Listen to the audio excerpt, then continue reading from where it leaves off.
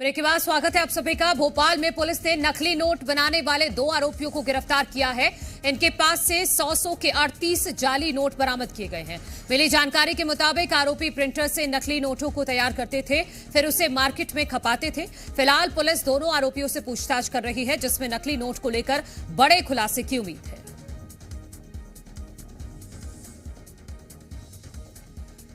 ये बड़ी खबर अपने दर्शकों को बता रहे हैं। नकली नोट का कारोबार में 2 लोगों को गिरफ्तार किया गया है। इनके पास से 100 के 38 जाली नोट बरामद किए गए हैं। मिली जानकारी के मुताबिक आरोपी प्रिंटर से इन नकली नोटों को तैयार करते थे, फिर उसे मार्केट में खपाते थे।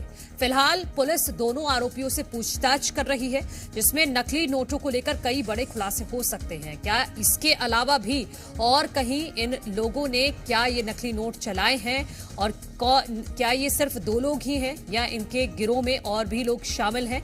इन तमाम सवालों के जवाब इन दोनों आरोपियों से तलाशने में जुटी हुई है पुलिस। तो ये कुछ नकली नोट हैं जो मार्केट में चलाए जा रहे थे। 100 के 38 नोट मिले हैं। तो हूबहू वैसा ही जैसा 100 का नोट होता है वैसा ही हूबहू बनाने की कोशिश इनकी तरफ से की गई थी, और मार्केट में बाकायदा चला भी दिया गया था इस नोट को। और जैसे ही इस बात की जानकारी पुलिस को लगी है, तो पुलिस ने इन दोनों लोगों को भी पकड़ा है, और साथ में प्रिंटर भी जिससे ये नोट छापते थे। और ये वो नोट हैं, ये नकली नोट हैं। आप अंदाजा नहीं लगा सकते हैं दूर से देखकर कि ये नकली नोट है। जी मीडिया संवाददाता प्रमोद शर्मा इस वक्त हमारे साथ जुड़ गए हैं। प्रमोद, क्या जानकारी मिल रही है? ये कब से इस कारोबार को कर रहे थे, और क्या मध्य प्रदेश के अलावा भी इन लोगों ने कहीं और भी इस नकली नोट की खेप को चलाने की कोशिश की है?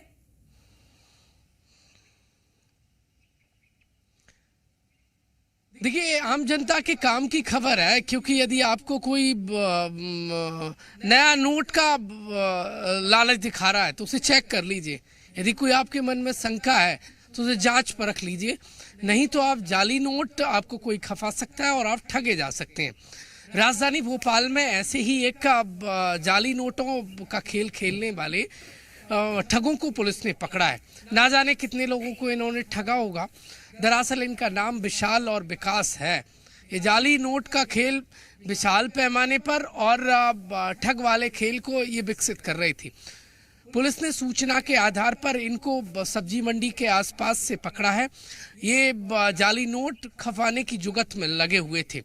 कई लोगों को इन्होंने ठग का शिकार भी बनाया, और ये ज़्यादा पढ़े लिखे नहीं है, एक विकलांग है तो दूसरा कम पढ़ा है। पता नहीं इन्हें कहां से ये ज्ञान मिल गया कि इन्होंने जाली नोट बनाने का खेल खेलना शुरू कर दिया।